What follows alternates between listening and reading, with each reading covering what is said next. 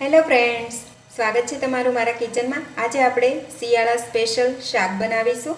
ઊંધિયાને ટક્કર મારે તેવું દાણા મુઠિયાનું શાક બનાવીશું। તો આ દાણાનું શાક ઘણી અલગ અલગ રીતે બનતું હોય છે, પણ આજે મેં મારી રીતે બનાવ્યું છે। આ રીતે રેસીપીથી મુઠિયા બનાવશો તો સોડા વગર પણ મુઠિયા સોફ્ટ બનશે, પરફેક્ટ મુઠિયા બનશે। તો ચાલો બનાવવાની શરૂઆત કરીએ ગુજરાતી દાણા મુઠિયાનું શાક। દાણા મુઠિયાનું શાક બનાવવા આ રીતે મેં તુવેર લીધી છે। તમારે પાપડી લેવી હોય તો એ પણ તમે લઈ શકો છો। તો અત્યારે મેં તુવેર 250 ગ્રામ લીધી છે। તો આ રીતે માર્કેટમાં તુવેર ખૂબ જ સરસ આવી રહી છે। હવે આ તુવેરમાંથી આપણે દાણા નીકાળીને તૈયાર કરવાના છે। તો હવે તમે જોઈ શકશો આ રીતે મેં તુવેરમાંથી દાણા નીકાળીને તૈયાર કરી લીધેલા છે। હવે તેને આપણે સાઈડ પર રાખીશું। તો દાણા મુઠિયાનું શાક બનાવવા માટે પહેલાં આપણે મુઠિયા બનાવીને તૈયાર કરવાના છે। તો તેના માટે એક બાઉલ લઈશું। ઝીણી સમારેલી મેથી લઈશું 1 કપ। આ મેથી મેં ઝીણી સમારીને ધોઈને લીધેલી છે। સાથે જ આપણે અડધો કપ કોથમીર લઈશું। તમને કોથમીર જે રીતે ભાવે એ રીતે તમે લઈ શકો છો।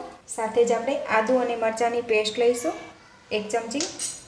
સ્વાદ પ્રમાણે નમક ઉમેરીશું। 1 ચમચી દળેલી ખાંડ ઉમેરીશું। હિંગ ઉમેરીશું 1/4 ટીસ્પૂન। 1/4 ટીસ્પૂન હળદર ઉમેરીશું। થોડો ગરમ મસાલો પણ ઉમેરીશું। લીંબુનો રસ લઈશું। અત્યારે મેં 1 થી 2 ચમચી જેટલો રસ લીધેલો છે। 2 ચમચી જેટલું તેલ ઉમેરીશું। હવે બધું જ હાથથી સારી રીતે મિક્સ કરી લઈએ। આ બધું સરસ મિક્સ થઈ ગયું છે। હવે તેની અંદર આપણે 1/3 કપ ચણાનો લોટ ઉમેરીશું। અડધો કપ ઘઉંનો લોટ ઉમેરીશું અને સાથે જ આપણે 2 ચમચી રવો ઉમેરીશું। હવે બધું જ હાથથી બરાબર મિક્સ કરી લઈએ અને જરૂરિયાત લાગે તો પાણી ઉમેરીશું।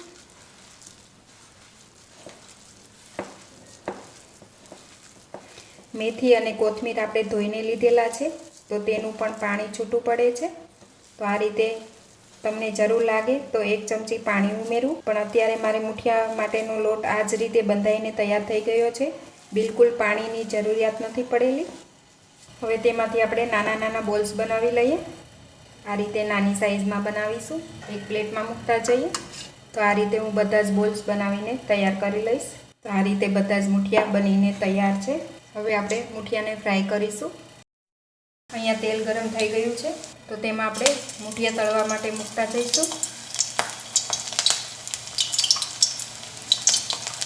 હવે મુઠિયા થોડા તળાય એટલે તેને પલટાવતા જઈએ અને ગેસની ફ્લેમ આપણે મીડિયમ રાખીશું અને મીડિયમ ફ્લેમ પર તળીને તૈયાર કરીશું।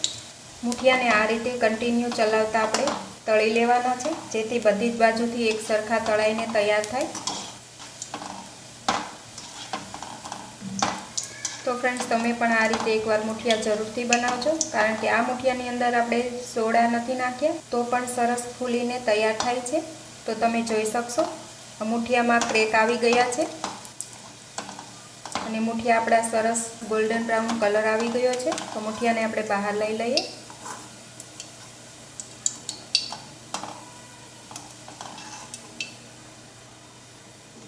પ્લેટમાં લઈ લેશું। આ જ રીતે આપણે બાકીના બધા જ મુઠિયા તળીને તૈયાર કરી લઈએ।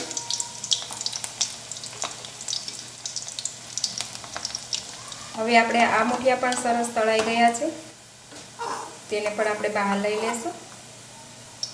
હવે આપણા બધા જ મુઠિયા તળાઈને તૈયાર છે। તો તમે જોઈ શકશો એકદમ સરસ આપણા મુઠિયા તૈયાર થયા છે। આજે આપણે દાણા મુઠિયાનું શાક કુકરમાં બનાવી રહ્યા છીએ। તો તેના માટે કુકર લીધેલું છે, તેમાં આપણે જે મુઠિયા તળેલા છે તે જ તેલ લઈશું 2 ચમચા। મુઠિયા તળેલું તેલ હોય તે વાપરો તો તેનો ટેસ્ટ વધારે સારો આવે છે। તો હવે તેલને આપણે ગરમ થવા દઈશું। તેલ આપણું ગરમ થઈ ગયું છે, તો અજમા ઉમેરી દઈશું। સાથે જ થોડી હિંગ પણ લઈશું। અડધો કપ આપણે સમારેલી મેથી લઈશું। મેથીને આપણે 1 મિનિટ માટે આ રીતે સાતળી લેવાની છે તેલમાં। મેથી થોડી સતળાઈ ગઈ છે, તો તેની અંદર આપણે આદુ મરચાં અને લસણની પેસ્ટ ઉમેરીશું 1 ચમચી। તમે લસણ ન ખાતા હો તો સ્કીપ કરી શકો છો। સાથે જ આપણે સ્વાદ પ્રમાણે નમક લઈશું। ફરી આપણે બધું મિક્સ કરી લઈએ। આ રીતે મેં એક ટામેટું સમારીને લીધેલું છે તે લઈશું।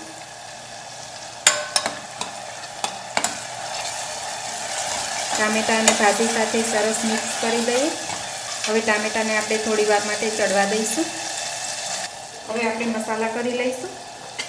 1/4 ટીસ્પૂન હળદર ઉમેરીશું. અડધી ચમચી લાલ મરચું ઉમેરીશું.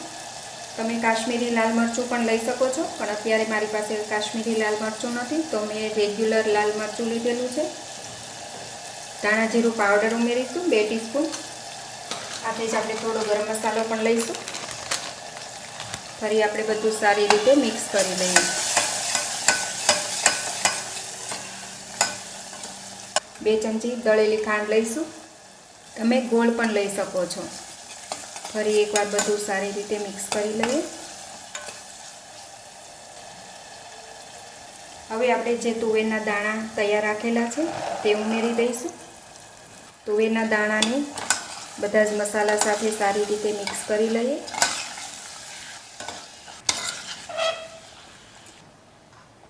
એક ચપટી આપણે ખાવાના સોડા ઉમેરીશું, જેથી તુવેરનો કલર આવો જ ગ્રીન રહેશે. એકવાર બધું સારી રીતે મિક્સ કરી લઈએ.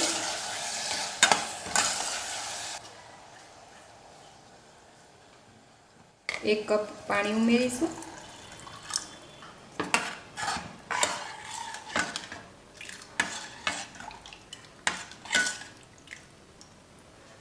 હવે થોડા મુઠિયા આપણે આ રીતે ભૂકો કરીને નાખીશું તો તમે મુઠિયા જોઈ શકશો એકદમ સરસ સોફ્ટ બનેલા છે. તો 4 થી 5 મુઠિયા આપણે આ રીતે ભૂકો કરીને ઉમેરી દઈએ, જેથી તેનો ટેસ્ટ ખૂબ જ સરસ આવશે.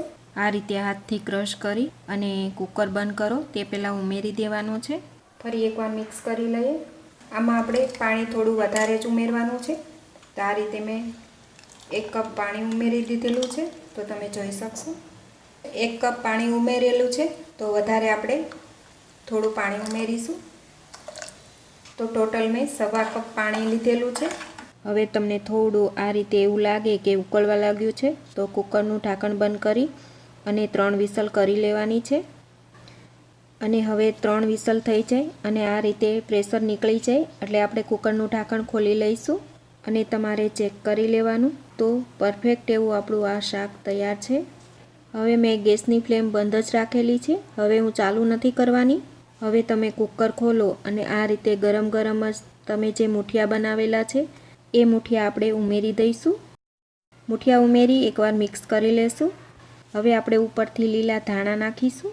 આ રીતે ગરમ ગરમ રસો હશે એટલે તમારા મુઠિયા તરત જ સોફ્ટ થઈ જશે. તમારે તેમાં 3 થી 4 મિનિટ જેવા રાખવાના એટલે તમારું શાક સર્વ કરવા માટે તૈયાર છે. તો ગરમ ગરમ શાકને આપણે સર્વ કરી દઈએ. આ શાક તમે બાજરીના રોટલા સાથે, રોટલી સાથે, પરાઠા સાથે કે પૂરી સાથે સર્વ કરી શકો છો. બહુ ટેસ્ટી એવું આ શાક બને છે. તો ફ્રેન્ડ્સ, અત્યારે માર્કેટમાં તુવેર ખૂબ જ સારી આવી રહી છે, તો તમે પણ એકવાર આ રીતે દાણા મુઠિયાનું શાક તમારા ઘરે જરૂરથી બનાવજો. ત્યારબાદ મને કમેન્ટ કરીને જરૂરથી જણાવશો કે તમને આ દાણા મુઠિયાનું શાક કેવું લાગ્યું. સારું લાગ્યું હોય તો વિડીયોને લાઇક કરજો, તમારા ગ્રુપમાં વધુને વધુ શેર કરજો અને મારી આ ચેનલને સબસ્ક્રાઈબ જરૂરથી કરજો. તો ફરી મળીશું ફ્રેન્ડ્સ એક નવા વિડીયો સાથે. Thanks for watching.